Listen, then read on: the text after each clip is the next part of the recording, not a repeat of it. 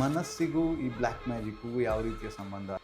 ನಿಮ್ಗೆ ಯಾರೋ ಒಬ್ರು ಬ್ಲ್ಯಾಕ್ ಮ್ಯಾಜಿಕ್ ಮಾಡಿದ ನೀನು ಏನು ಮಾಡ್ತೀಯ ನೋಡುತ್ತೇನೆ, ಯಾರೋ ಬ್ಲ್ಯಾಕ್ ಮ್ಯಾಜಿಕ್ ಬೇರೆ ಅವ್ರ ಮೇಲೆ ಮಾಡ್ತಾ ಇದ್ದಿದ್ದು ಈಕೆಗೆ ಏನು ಕೇಳಿದ್ರು ಅವನು ಉತ್ತರ ಕೊಡೋದಿಲ್ಲ, ಸುಮ್ಮನೆ ಹೀಗೆ ನೋಡ್ತಾ ಇದ್ದಾನೆ, ನಗ್ತಾ ಇದ್ದಾನೆ. ಎಲ್ಲ ಚಟುವಟಿಕೆಯಲ್ಲಿದ್ದಂಥ ವ್ಯಕ್ತಿ, ತುಂಬ ಚೆನ್ನಾಗಿ ಅಧ್ಯಯನ ಮಾಡ್ತಿದ್ದಂಥ ಒಳ್ಳೆಯ ಒಬ್ಬಳು ಹುಡುಗಿ ಸಡನ್ನಾಗಿ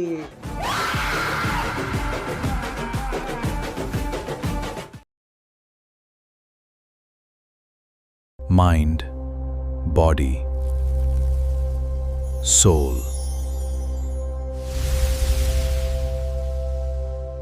ನಮಸ್ಕಾರ.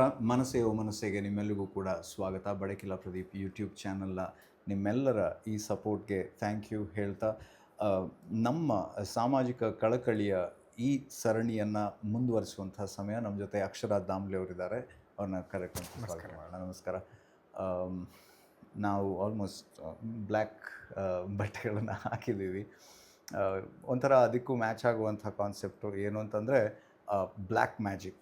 ಈ ಬ್ಲ್ಯಾಕ್ ಮ್ಯಾಜಿಕ್ ಅನ್ನೋ ವಿಚಾರದ ಬಗ್ಗೆ ಒಬ್ಬ ಸೈಕಾಲಜಿಸ್ಟ್ ಆಗಿ ನೀವೇನು ಹೇಳ್ತೀರಾ? ಮತ್ತು ಮನಸ್ಸಿಗೂ ಈ ಬ್ಲ್ಯಾಕ್ ಮ್ಯಾಜಿಕ್ಗೂ ಯಾವ ರೀತಿಯ ಸಂಬಂಧ ಅನ್ನೋದು ನನಗೆ ಬರ್ತಾ ಇರೋವಂಥ ಪ್ರಶ್ನೆ. ಸಾಧಾರಣವಾಗಿ ಅನೇಕರು ಈ ಪ್ರಶ್ನೆ ಕೇಳ್ತಾರೆ, ಏನು ಅಂದರೆ ಸೈಕಾಲಜಿಸ್ಟ್ ಆಗಿ ನೀನು ಬ್ಲ್ಯಾಕ್ ಮ್ಯಾಜಿಕನ್ನು ನಂಬ್ತೀಯಾ ಅಂತ. ಅಂದರೆ ಸೈಂಟಿಫಿಕ್ನೆಸ್ ಎಲ್ಲಿದೆ ಇದರಲ್ಲಿ? ಬ್ಲ್ಯಾಕ್ ಮ್ಯಾಜಿಕ್ ಅನ್ನೋದೆಲ್ಲ ಸುಮ್ಮನೆ ಕಟ್ಟುಕಥೆಗಳು ಅಥವಾ ಸುಮ್ಮನೆ ಹೆದರಿಸ್ಲಿಕ್ಕಿರುವಂಥ ಒಂದಷ್ಟು ಟೂಲ್ಗಳು ಅಂತ ಅನೇಕರು ಅಂದ್ಕೊಂಡಿರ್ತಾರೆ. ಶುರುವಿಗೆ ನಾನು ಹಾಗೆ ಅಂದ್ಕೊಂಡಿದ್ದವನು, ಇಂಥದ್ದೆಲ್ಲ ಏನಿಲ್ಲ ಸುಮ್ಮನೆ. ಈಗ ಅದು ಹಿಂದೊಂದು ಇನ್ಸಿಡೆಂಟ್ ಕೂಡ ನೀವು ಇದು ಮಾಡಿದ್ರಿ, ಮೆನ್ಷನ್ ಕೂಡ ಮಾಡಿದ್ರಿ, ನಿಮಗೆ ಯಾರೋ ಒಬ್ಬರು ಇದು ಮಾಡಿ ಬ್ಲ್ಯಾಕ್ ಮ್ಯಾಜಿಕ್ ಮಾಡಿದ್ದು ಅಂತ ಕೂಡ. ಹಾಂ, ಅದು ಮತ್ತೆ ಘಟನೆಗಳು. ಬಟ್ ಅದಕ್ಕಿಂತ ಫಸ್ಟಿಗೆ ನನ್ನ ಎಕ್ಸ್ಪೀರಿಯೆನ್ಸು ಹೇಗಿತ್ತು ಅಂತಂದರೆ, ಆ ಟೈಮಲ್ಲಿ ನಾನು ಇದನ್ನೆಲ್ಲ ನಂಬ್ತಾನೆ ಇರಲಿಲ್ಲ, ಒಪ್ತಾನೂ ಇರಲಿಲ್ಲ. ಅಂಥ ಸಂದರ್ಭದಲ್ಲಿ ಒಬ್ಬ ಹುಡುಗನನ್ನು ನನ್ನ ಹತ್ರ ಕರ್ಕೊಂಬಂದಿದ್ರು. 8ನೇ ಕ್ಲಾಸ್ನ ಹುಡುಗ. ಆ ಟೈಮಲ್ಲಿ ಸುಮಾರು ಒಂದು 7-8 ವರ್ಷ ಹಿಂದಿನ ಕಥೆ ಅದು. ಸೊ ನಾನು ಸೈಕಾಲಜಿಸ್ಟಲ್ಲೂ ಇವನಿಗೆ ಸ್ವಲ್ಪ ಟ್ರಾಮಾ ಆಗಿದೆ, ಅದಕ್ಕೆ ಇವನನ್ನು ಏನಾದ್ರು ಸರಿ ಮಾಡಿ ಅಂತ ಕರ್ಕೊಂಬಂದರು. ಅವನು ನಗ್ತಾ ಇದ್ದ. ಅಂದರೆ ಮುಖದಲ್ಲಿ ಒಂಥರ ಒಂದು ನಗು ಇತ್ತು. ಅದು ಮಾಮೂಲಿ ಹೃದಯದಿಂದ ನಗುವಂಥದ್ದಲ್ಲ, ಒಂದು ಸ್ಮೈಲಿಂಗ್ ಫೇಸ್ ಅಂತ ಹೇಳ್ಬೋದು. ಹೀಗೆ ನನ್ನ ಎದುರು ಕೂತ್ಕೊಂಡು ಆಮೇಲೆ ಹೀಗೆ ನೋಡ್ತಾ ಇದ್ದ, ನಗ್ತಾ ಇದ್ದ. ಅಂದರೆ ವಿಚಿತ್ರ ಅನಿಸೋ ಥರ, ಒಂದು ಸ್ವಲ್ಪ ನಾರ್ಮಲ್ ಅಲ್ಲ ಅಂತ ಅನ್ನುವ ಥರ. ಆದರೂ ನಾನು ಏನೋ ಟ್ರಾಮಾವನ್ನು ಕೋಪ್ ಮಾಡೋದಕ್ಕೋಸ್ಕರ ಹಾಗೆ ಮಾಡ್ತಿದ್ದಾನೇನೋ ಅಂತ ಅಂದ್ಕೊಂಡು ಸುಮ್ಮನಾದೆ. ಆಮೇಲೆ ಮಾತಾಡಿಸ್ಲಿಕ್ಕೆ ಶುರು ಮಾಡಿದೆ. ಸಾಧಾರಣವಾಗಿ ಹೇಗಿದ್ದೀರಾ, ಏನು ಹೆಸರು? ಅವನು ಸುಮ್ಮನೆ ನೋಡ್ತಾ ನಗ್ತಾನೆ ಇದ್ದಾನೆ. ಫಸ್ಟಿಗೆ ನಾನು ಸರಿ ಒಂದು ಸ್ವಲ್ಪ ಟೈಮ್ ತೊಗೊಳ್ತಾನೇನೋ ಅಂತ ನೋಡಿದೆ. ಆಮೇಲೆ ಮತ್ತೆ ಏನು ಕೇಳಿದ್ರು ಅವನು ಉತ್ತರ ಕೊಡೋದಿಲ್ಲ, ಅವನು ಅದೇ ಪೋಸ್ಚರಲ್ಲೇ ಇದ್ದಾನೆ. ಸುಮ್ಮನೆ ಹೀಗೆ ನೋಡ್ತಾ ಇದ್ದಾನೆ, ನಗ್ತಾ ಇದ್ದಾನೆ, ಏನೂ ಹೇಳ್ತಾ ಇಲ್ಲ. ಆಮೇಲೆ ಬಹುಶಃ ಮಾತಾಡಲಿಕ್ಕೇನೋ ಒಂದು ಸ್ವಲ್ಪ ಹಿಂಜರಿಕಿದೇನೋ ಅಂತ ಹೇಳಿ ಇದು ಒಂದು ಪೇಪರ್ ಕೊಟ್ಟು, ಪೆನ್ ಕೊಟ್ಟು, ಬರೆದು ನೀನು ರೆಸ್ಪಾಂಡ್ ಮಾಡು, ಪರವಾಗಿಲ್ಲ, ನಾನು ಮಾತಾಡಿ ಕೇಳ್ತೇನೆ, ನೀನು ಉತ್ತರ ಕೊಡು ಅಂತ. ಆದರೆ ಅದಕ್ಕೂ ಉತ್ತರ ಇಲ್ಲ. ಆಮೇಲೆ ಏನು ಮಾಡೋದಪ್ಪ, ಇದಕ್ಕೆ ನನಗೆ ಏನು ಮಾಡೋದು ಅಂತಲೇ ಅರ್ಥ ಆಗ್ತಾ ಇಲ್ಲ ಅಂಥೇಳಿ ಆಮೇಲೆ ಅವನ ಹೆತ್ತವ್ರ ಹತ್ರ ಕರೆದು ಹೇಳಿದ್ವಿ, ಇವ್ನು ಯಾಕೆ ಏನೋ ಮಾತಾಡ್ತಾ ಇಲ್ಲ ಅಂತ. ಅಷ್ಟೊತ್ತಿಗೆ ಅವರು ಹೇಳಿದ ಕಥೆ ಒಂಥರ ಬೇರೆ ರೀತಿಯ ಅಂತ ಡೈಮೆನ್ಷನ್ ಕೊಡ್ತು. ಏನು ಅಂತಂದರೆ, ಅವನ ಮೇಲೆ ಒಂದು ಅಬ್ಯೂಸ್ ಆಗಿತ್ತು. ಆ ಅಬ್ಯೂಸನ್ನು ಅವನು ಬಂದು ಇವ್ರ ಹತ್ರ, ಅಪ್ಪ ಅಮ್ಮನ ಹತ್ರ ಹೇಳಿದ. ಆಮೇಲೆ ಅದಕ್ಕೆ ಪೊಲೀಸ್ ಕಂಪ್ಲೇಂಟ್ ಆಯಿತು. ಪೊಲೀಸ್ ಕಂಪ್ಲೇಂಟ್ ಆದ ಮೇಲೆ ಕೋರ್ಟಿಗೂ ಹೋಯಿತು. ಜಡ್ಜ್ ಹತ್ರ ಒಂದು ಸರ್ತಿ ಸ್ಟೇಟ್ಮೆಂಟ್ ಕೊಟ್ಟಿದ್ದಾನೆ. ಆ ಸ್ಟೇಟ್ಮೆಂಟ್ ಕೊಟ್ಟಿದ್ದಾನೆ ಅಂತ ಗೊತ್ತಾದ ತಕ್ಷಣ ಅವನ ಬಾಯನ್ನು ಕಟ್ಟಿಸಿಬಿಟ್ಟಿದ್ದಾರೆ. ಯಾಕೆ ಅಂತಂದರೆ ಅವನು ಇನ್ನೆಲ್ಲೂ ಹೇಳಬಾರ್ದು ಅಂತ. ಸೊ ಅಲ್ಲಿವರೆಗೆ ತುಂಬ ಲವಲವಿಕೆಯಿಂದ ಎಲ್ಲ ಬೇರೆ ಮಾತೇ ಆಡೋಲ್ಲ, ಈಗ ಮಾತೇ ಆಡೋದಿಲ್ಲ. ಎಲ್ಲ ಚಟುವಟಿಕೆಯಲ್ಲಿದ್ದಂಥ ವ್ಯಕ್ತಿ ಸಡನ್ನಾಗಿ ಯಾರ ಹತ್ರವೂ ಮಾತಾಡೋದಿಲ್ಲ. ನನ್ನ ಹತ್ರ ಆವಾಗಲೇ ನನಗೂ ಆಶ್ಚರ್ಯ ಆದ್ದು, ಹೇಗೆ ಸಾಧ್ಯ ಇದು, ಹೇಗೆ ಬಾಯಿ ಕಟ್ಟೋದು ಅಂದರೆ ಹೇಗೆ ಅಂತ. ಆಮೇಲೆ ಮತ್ತೆ ನಾನು ನನ್ನ ಟೀಚರ್ ಹತ್ರ ಕೇಳಿದೆ, ಹೀಗೊಂದು ಕೇಸ್ ಬಂದಿತ್ತು, ನಂಗೆ ಏನು ಮಾಡಬೇಕಂತ ಗೊತ್ತಾಗಲಿಲ್ಲ, ಅವ್ನು ಮಾತಾಡ್ತಾನೂ ಇರಲಿಲ್ಲ. ಆವಾಗಲೂ ಇನ್ನೂ ನನಗೆ ಬ್ಲ್ಯಾಕ್ ಮ್ಯಾಜಿಕ್ ಇರ್ಬೋದು ಅನ್ನುವಂಥ ಒಂದು ಕಲ್ಪನೆ ಇರಲಿಲ್ಲ. ಹಾಂ, ಏನು ಮಾಡೋದು ಈ ಥರದ ಕೇಸ್ಗಳು ಬಂದಾಗ? ಮಾತಾಡೋದಿಲ್ಲ, ಬರೆದು ಕೊಡೋದಿಲ್ಲ, ಈ ಕಾನ್ವರ್ಸೇಷನ್ ಆಗ್ತಾ ಇಲ್ಲ. ಕಮ್ಯುನಿಕೇಟೇ ಮಾಡ್ತಿಲ್ಲ. ಹೌದು. ಸೊ ಅಷ್ಟಾಗುವಾಗ ಅವ್ರು ಕೇಳಿದ್ರು, ಏನಾದರೂ ಬ್ಲ್ಯಾಕ್ ಮ್ಯಾಜಿಕ್ ಏನಾದ್ರು ಆಗಿದೆಯಾ ಅಂತ. ಅಷ್ಟೊತ್ತಿಗೆ ನಾ ಕೇಳಿದೆ, ಬ್ಲ್ಯಾಕ್ ಮ್ಯಾಜಿಕ್ ಎಲ್ಲ ಸುಮ್ಮನೆ ಅಲ್ವಾ ಅಂತ. ಇಲ್ಲ, ಆಗ್ತದೆ, ಮಾಡಲಿಕ್ಕೆ ಸಾಧ್ಯ ಇದೆ. ಸೀರಿಯಸ್ಲಿ? ಹಾಂ, ಮಾಡಿದರೆ ಈ ಥರ ಏನು ಬೇಕಾದ್ರೂ ಮಾಡ್ಲಿಕ್ಕೆ ಸಾಧ್ಯ ಇದೆ. ಏನು ಅಂದರೆ ಅದಕ್ಕೂ ಮನುಷ್ಯನಿಗೂ ಏನು ಸಂಬಂಧ, ಮತ್ತು ಎಸ್ಪೆಷಲಿ ಮನಸ್ಸಿಗೆ ಏನು ಸಂಬಂಧ? ಅಂದರೆ ಅದನ್ನು ಹೇಗೆ ಮಾಡ್ತಾರೆ ಅಂತ ನಂಗೆ ಗೊತ್ತಿಲ್ಲ. ಆದರೆ ಅದನ್ನು ಬೇರೆ ಬೇರೆ ವಿಧಾನಗಳನ್ನು ಕೂಡ ಹೌದು, ಈಗ ಕಾಲಾಜಾದು ಅಂತ ಹಿಂದಿಯಲ್ಲಿ ಕರೀತಾರೆ, ಅಥವಾ ಅದಕ್ಕೆ ಎಸ್ಪೆಷಲಿ ಐ ಥಿಂಕ್ ಈ ಬೆಂಗಾಲ್ ಆ ಥರ ಆ ಕಡೆ ಎಲ್ಲ ಸ್ವಲ್ಪ ಜಾಸ್ತಿ ಮಾಡ್ತಾರೆ, ಅಥವಾ ಕರ್ನಾಟಕದಲ್ಲಿ ಕೊಳ್ಳೇಗಾಲದ ಕಡೆಗಳಲ್ಲಿ ಜಾಸ್ತಿ ಮಾಡ್ತಾರೆ. ಸೊ ಹೇಗೆ ಮಾಡ್ತಾರೆ ಅನ್ನೋದಕ್ಕೆ ನನಗೆ ಗೊತ್ತಿಲ್ಲ. ಆದರೆ ಮಾಡಿದ ಮೇಲೆ ಈ ಥರದ ಇದನ್ನು ಬಾಯಿ ಕಟ್ಟುವಂಥದ್ದು, ಅಥವಾ ಅವರಿಗೆ ಬೇರೆ ಅನಾರೋಗ್ಯವನ್ನು ತರಿಸುವಂಥದ್ದು, ಅನಾರೋಗ್ಯಕ್ಕೆ ಇನ್ನೊಂದು ಉದಾಹರಣೆ ಕೊಡ್ತೇನೆ ಆಮೇಲೆ. ಸೊ ಈ ಥರದ ದೈಹಿಕವಾಗಿ ಅವರು ಬಹುಶಃ ಇವರ ಒಂದು ಬೊಂಬೆಯನ್ನು ಸೃಷ್ಟಿ ಮಾಡಿ ಅದರ ಮೇಲೆ ಪ್ರಯೋಗ ಮಾಡಿ ಈ ವ್ಯಕ್ತಿಗೆ ದೈಹಿಕವಾಗಿ ಆಗದ ಹಾಗೆ, ಅಂದ್ರೆ ಬೊಂಬೆಗೆ ಈ ವ್ಯಕ್ತಿಯ ಕೂದಲೋ ಉಗುರೋ ಈ ಥರದ್ದೆಲ್ಲ ಬಳಸೋ ನಾನು ಕೇಳಿದ್ದೀನಿ, ಅಥವಾ ಬಟ್ಟೆ, ಹೌದು, ಬಳಸಿದ ಬಟ್ಟೆ, ಹೌದು. ಸೊ ಈ ಥರದ್ದೇನೋ ಬಳಸಿ ಬಾಯಿ ಕಟ್ಟಿಸಿದ್ರು. ಹಾಗಾಗಿ ಅವನೇನೋ ಮಾತಾಡ್ತಾನೆ ಇರಲಿಲ್ಲ. ಬಟ್ ಮನಸ್ಸಿಗೂ ಅದಕ್ಕೆ ಏನು ಸಂಬಂಧ? ಅಲ್ಲ, ಅದನ್ನು ಹೇಗೆ ಹುಡುಕೋದು ಅಂತ ನಮಗೂ ಕಷ್ಟವೇ. ಯಾಕೆಂದ್ರೆ ಈಗ ಅವನು ಅವರ ಒಂಥರ ವಶೀಕರಣಕ್ಕೆ ಒಳಗಾಗಿದ್ದನೋ, ಇವನ ಮನಸ್ಸಿನಲ್ಲಿ ಅವನೇನು ಯೋಚನೆ ಮಾಡ್ತಿರ್ಲಿಲ್ಲ. ಯಾಕಂದ್ರೆ ಅವ್ನು ನಗ್ತಾನೆ ಇದ್ದ. ಆಮೇಲೆ ನನಗೆ ಇದನ್ನೆಲ್ಲ ಕೇಳಿದ ಮೇಲೆ ಅವನ ಮುಖ ನೆನಪಾದಾಗ ನನಗೆ ಅನಿಸ್ತಿದ್ದದ್ದು, ನೀನು ಏನು ಮಾಡ್ತೀಯ ನೋಡುತ್ತೇನೆ, ನಿನಗೆ ನನ್ನನ್ನು ಮುಟ್ಲಿಕ್ಕೆ ಆಗೋದಿಲ್ಲ ಅನ್ನುವಂಥ ಒಂದು ಧೈರ್ಯದ ಒಂದು ನಗುವಿನ ಥರ ಇತ್ತದು. ಅಂದರೆ ಕುಹಕದ್ದು. ಯಾಕಂದ್ರೆ ನನಗೆ ಆ ಥರದ್ದು ಏನು ಶಕ್ತಿ ಇಲ್ವಲ್ಲ, ಬ್ಲ್ಯಾಕ್ ಮ್ಯಾಜಿಕ್ ಮಾಡುವಂಥದ್ದಾಗಲಿ ತೆಗೆಯುವಂಥದ್ದಾಗಲಿ. ನಾವಂಥದ್ದು ಇನ್ನೊಂದು ಎನರ್ಜಿ ಅವನಲ್ಲಿ ಬಂದು ಆ ಥರ ರಿಯಾಕ್ಟ್ ಮಾಡ್ತಾ ಇತ್ತು ಅಂತ ಅನಿಸ್ತಿತ್ತು. ಇದಕ್ಕೆ ಇನ್ನೊಂದು ಉದಾಹರಣೆ ಕೊಡ್ತೀನಿ, ಬ್ಲ್ಯಾಕ್ ಮ್ಯಾಜಿಕ್ ಹೇಗೆ ವರ್ಕ್ ಆಗ್ಬೋದು ಅನ್ನೋದಕ್ಕೆ. ಇದು ಹಾಸನದ ಕಡೆಯ ಒಬ್ಬರು ಹೇಳಿದಂಥ ಕೇಸ್. ನನ್ನ ಹತ್ರ ಕಾಲ್ ಮಾಡಿ ಹೇಳಿದ್ರು, ಅಥವಾ ಹೀಗೆ ಪರ್ಸನಲಿ ಭೇಟಿಯಾದಾಗ ಹೇಳಿದರು. ಏನು ಅಂತಂದರೆ, ಅವನು ಆಸ್ತಿ ಜಗಳ.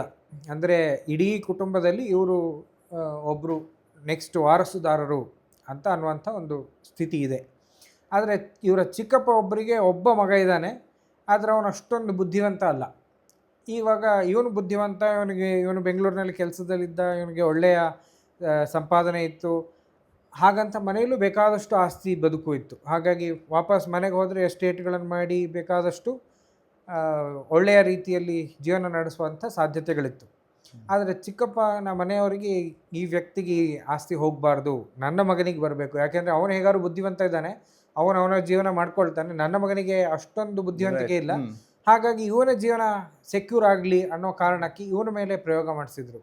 ಯಾವ ರೀತಿಯ ಪ್ರಯೋಗ ಅಂತಂದರೆ, ಇವನು ಸಡನ್ನಾಗಿ ಇವನಿಗೆ ಹೊಟ್ಟೆಯಲ್ಲಿ ಏನೋ ಆಹಾರ ತಿಂದದ್ದು ಯಾವುದು ನಿಲ್ಲೋದಿಲ್ಲ, ಒಂದು ವಾಂತಿ ಆಗ್ತದೆ, ಇಲ್ಲ ಭೇದಿ ಆಗ್ತದೆ ಅಂತ. ಇನಿಷಿಯಲಿ ನಾವೇನು ಅನ್ಕೊಳ್ತೇವೆ, ಫುಡ್ ಪಾಯ್ಸನ್ ಆಗಿರ್ಬೋದು ಅಂತ ನೋಡ್ತೇವೆ, ಸೀದಾ ವೇಯಲ್ಲಿ ಯೋಚನೆ ಮಾಡ್ತೇವೆ. ಹೌದು. ಡಾಕ್ಟ್ರ್ ಹತ್ರ ಟ್ರೀಟ್ಮೆಂಟ್ ಆಯಿತು, ಸ್ಕ್ಯಾನಿಂಗ್ ಆಯಿತು, ಇನ್ನೊಂದಾಯಿತು, ಇದ್ದ ಟೆಸ್ಟ್ಗಳೆಲ್ಲ ಮಾಡಿ ಆಯಿತು. ಯಾವ ಟೆಸ್ಟ್ನಲ್ಲೂ ಇಶ್ಯೂ ಏನು ಅಂತ ಗೊತ್ತಾಗ್ತಾ ಇಲ್ಲ.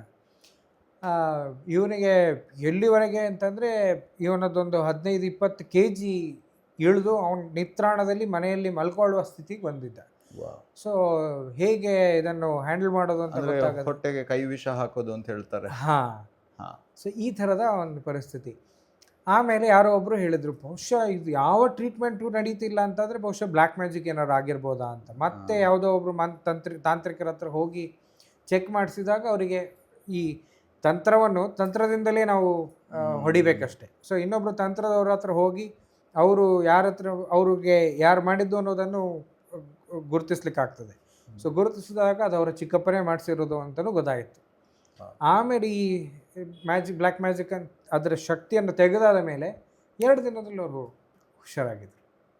ಸೊ ಯಾವ ಟ್ರೀಟ್ಮೆಂಟು ವರ್ಕ್ ಆಗದಂಥದ್ದು ಇಲ್ಲಿ ಇದರಿಂದ ಸರಿಯಾಯಿತು ಅಂತಂದಾಗ ಮನಸ್ಸು ಮತ್ತು ದೇಹಕ್ಕೂ ಕೂಡ ಅದನ್ನು ಕಂಟ್ರೋಲ್ ಮಾಡುವಂಥ ಶಕ್ತಿ ಇದೆ ಅಂತ ನೀವು ಹೇಳೋದು. ಹೌದು. ಬಟ್ ಒಬ್ಬ ಸೈಕಾಲಜಿಸ್ಟ್ ಆಗಿ, I keep asking the same question again, but ಹೇಗೆ ಒಬ್ಬ ಸೈಕಾಲಜಿಸ್ಟ್ ಆಗಿ ಹೇಗೆ ನೋಡಬೇಕು, ಮತ್ತು ಈ ಥರದ ಶಕ್ತಿಗಳಿದೆ, ಈ ಥರದ ಕೆಲಸಗಳನ್ನು ಮಾಡಬಹುದು ಅನ್ನುವಂಥ ನಂಬಿಕೆ ಇಲ್ಲದೆ ಇರೋರು ಯಾವ ಥರ ನೋಡಬೇಕು ಇದನ್ನು? ಅಂದರೆ ಅದೇ, ಈಗ ಈ ನಂಬಿಕೆ ಅನ್ನುವಂಥದ್ದು ಬರೋದು ಯಾವಾಗ ಅಂದರೆ, ನಮಗೆ ಇಂಥದ್ದನ್ನು ಎವಿಡೆನ್ಸ್ಗಳನ್ನು ನೋಡ್ಲಿಕ್ಕೆ ಸಿಕ್ಕಿದಾಗ. ಈಗ ಅದಕ್ಕೆ ಅದರ ಹಿಂದೆ ಎನರ್ಜಿ ಯಾವ ರೀತಿ ಕೆಲಸ ಮಾಡ್ತದೆ ಅಂತ ಹುಡುಕ್ಲಿಕ್ಕೆ ಕಷ್ಟ ಆಗ್ತದೆ. ಆದರೆ ಇಂಥದ್ದು ನಡೀತಾ ಇರುವಾಗ ನಂಬಲೇಬೇಕಾಗ್ತದೆ. ಯಾಕೆಂದರೆ ಹೇಗೆ ಈ 2 ದಿನದಲ್ಲಿ ಸರಿಯಾಗುತ್ತೆ ಹೇಗೆ, ಅಥವಾ ತಂತ್ರ ಬಳಸಿದಾಗ ಇದ್ದ ಸಮಸ್ಯೆಗಳೆಲ್ಲ ಮುಗಿಯೋದು ಹೇಗೆ ಅನ್ನುವಂಥದ್ದು ಪ್ರಶ್ನೆ ಬರ್ತದೆ. ಒಬ್ಬ ಸೈಕಾಲಜಿಸ್ಟ್ ಏನು ಮಾಡಬೇಕು ಆ ಸಂದರ್ಭದಲ್ಲಿ, ಏನು ಮಾಡ್ತೀರಾ?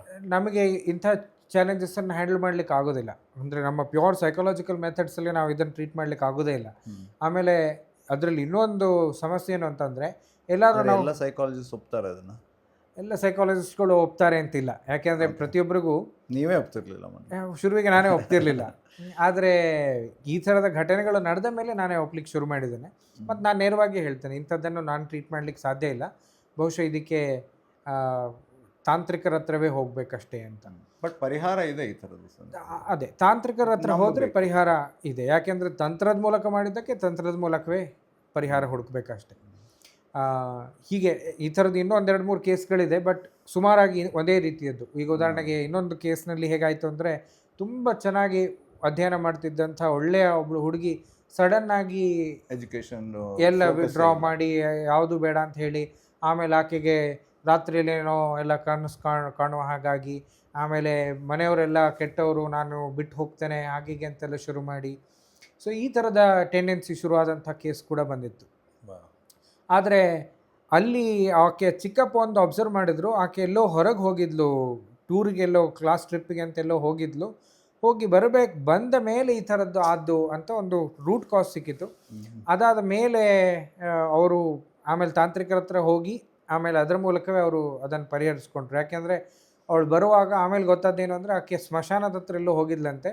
ಅಲ್ಲಿ ಯಾವುದೋ ಒಂದು ಯಾರೋ ಬ್ಲ್ಯಾಕ್ ಮ್ಯಾಜಿಕ್ ಬೇರೆ ಅವರ ಮೇಲೆ ಮಾಡ್ತಾ ಇದ್ದಿದ್ದು ಈಕೆಗೆ ಹಾಗು ಹಾಂ. ಅಂದರೆ ಅದ್ರ ಬಗ್ಗೆ ನನಗೆ ಹೆಚ್ಚು ವಿವರಣೆ ಕೊಡಲಿಕ್ಕೆ ಗೊತ್ತಿಲ್ಲ. ಒಂದು ಅವೇರ್ನೆಸ್ ಬೇಕಿರೋದು ಇಲ್ಲಿ ಮುಖ್ಯವಾಗಿ ಜನರಿಗೆ. ಅಂದರೆ ಒಂದೇನು ಅಂತಂದರೆ, ಈ ಥರದ್ದು ಇದೆ, ಈ ಥರದ್ದು ಆಗಬಹುದು ಅನ್ನುವಂಥ ಅವೇರ್ನೆಸ್. ಅನ್ಎಕ್ಸ್ಪ್ಲೇನ್ಡ್ ವಿಷಯಗಳು ಕೆಲವೆಲ್ಲ, ಈಗ ಮಗು ಮಾತಾಡದೇ ಇರೋದಿರ್ಬೋದು, ಹುಷಾರಿಲ್ಲದೆ ಇರ್ಬೋದು, ಅಥವಾ ಈ ಹುಡುಗಿ ಸ್ಟಡೀಸನ್ನು ಸಡನ್ನಾಗಿ ಫೋಕಸ್ ಅದರಿಂದ ಕಳ್ಕೊಳ್ಳೋದಿರ್ಬೋದು. ಪ್ರಾಬ್ಲಿ ಒಂದು ಯಾವುದೋ ಒಂದು ಅತೀಂದ್ರಿಯ ಶಕ್ತಿ ಇದೆ, ಅದರಲ್ಲಿ ಒಳ್ಳೆಯದನ್ನು ಮಾಡುವಂಥ ಶಕ್ತಿ ಹೇಗಿದೆಯೋ ಕೆಟ್ಟದನ್ನು ಮಾಡುವಂಥ ಶಕ್ತಿ ಕೂಡ ಇದೆ. ಎಸ್ಪೆಷಲಿ ಅದೇ ಇನ್ ಮತ್ತು ಯಾಂಗ್ ಅಂತ ಹೇಳಿದಾಗೆ, ಪಾಸಿಟಿವ್ ನೆಗೆಟಿವ್ ಇರುತ್ತೆ. ಪಾಸಿಟಿವ್ ಇರುವಲ್ಲಿ ನೆಗೆಟಿವ್ ಇರಲೇಬೇಕು. ಈಗ ಬೆಳಕಿದೆ ಅಂತ ಅನ್ನೋ ಕಾರಣಕ್ಕೆ ಅಲ್ಲಿ ಕತ್ತಲು ಇರೋದೇ ಬೆಳಕಿರೋದಕ್ಕೆ ಕಾರಣ, ಅಥವಾ ವೈಸ್ ವರ್ಸ, ಕತ್ತಲು ಬೆಳಕು ಅದರದ್ದು ಕೂಡ ಅದೇ ಥರನೇ ಹೇಳ್ತಾರೆ. ಹೌದು. ಸೊ ಆ ನಂಬಿಕೆಯನ್ನು ಇಟ್ಕೊಳ್ಬೇಕು, ಮತ್ತು ಐ ಥಿಂಕ್ ಸ್ವಲ್ಪ ಅವೇರ್ನೆಸ್ ಮೇನ್ ಆಗಿ ಬೇಕು ಅನಿಸುತ್ತೆ. ಹೌದು. ಸೊ ಈ ಥರದ್ದು ಆಗಲಿಕ್ಕೆ ಸಾಧ್ಯ ಇಲ್ಲ ಅಂತ ಹೇಳೋ ಬದಲು, ಈ ಥರದ್ದು ಇರ್ಬೋದಾ ಅನ್ನೋದ್ರ ಬಗ್ಗೆ ಒಂದು ಜಿಜ್ಞಾಸೆ ಇಟ್ಕೊಂಡ್ರೆ, ಆವಾಗ ಕೆಲವು ಸರ್ತಿ ಈ ಥರದ ಅನ್ರಿಸಾಲ್ವ್ಡ್ ಪ್ರಾಬ್ಲಮ್ಗಳು ಬಂದಾಗ ಅದನ್ನು ಸಾಲ್ವ್ ಮಾಡಲಿಕ್ಕೆ ಕೆಲವು ಸರ್ತಿ ಸಾಧ್ಯ ಆಗ್ಬೋದು. ಒಂದು ಅಕ್ಸೆಪ್ಟೆನ್ಸ್ ಬೇಕು ಈವನ್ ಸೈಕಾಲಜಿಸ್ಟ್ಗಳಲ್ಲಿ ಹೇಳ್ತೀರಾ. Thank you so much. Black magic ಇದೆ ಅಂತ ಒಬ್ಬ ಸೈಕಾಲಜಿಸ್ಟೇ ಹೇಳ್ತಾರೆ. ಸೊ ಮನಸ್ಸಿಗೆ ಅದು ಯಾವ ರೀತಿ ಪರಿಣಾಮ ಬೀರುತ್ತೆ ಅನ್ನೋದನ್ನು ಕೂಡ ನಾವು ನೋಡಿದ್ವಿ. ಬೇರೆ ಬೇರೆ ರೂಪದಲ್ಲಿ ಬೀರ್ಬೋದು. ಮೊದಲಿಗೆ ಆಬ್ವಿಯಸ್ಲಿ ನಮ್ಮ ಪ್ರಯತ್ನಗಳನ್ನು ಮಾಡಬೇಕು, ಆದರೆ when it is beyond our control, ಅದೇ ಮೂಲವನ್ನು ಹುಡುಕಬೇಕಾದಂಥ ಅನಿವಾರ್ಯತೆ ಕೂಡ ಬರುತ್ತೆ. Thank you once again.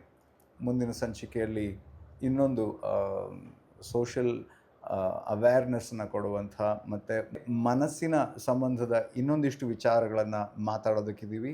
ಮುಂದಿನ ಸಂಚಿಕೆಯಲ್ಲಿ ಸಿಗೋಣ. ಬಡಕಿಲ ಪ್ರದೀಪ್ ಯೂಟ್ಯೂಬ್ ಚಾನಲ್ನಲ್ಲಿ ನಿರಂತರವಾಗಿ ನಿಮಗಾಗಿ ಮಾಹಿತಿ, ಮನರಂಜನೆಯ ಭರಪೂರ ಸಂಚಿಕೆಗಳು ಪ್ರತಿದಿನ ಬರ್ತಾ ಇರ್ತವೆ. Thank you so much.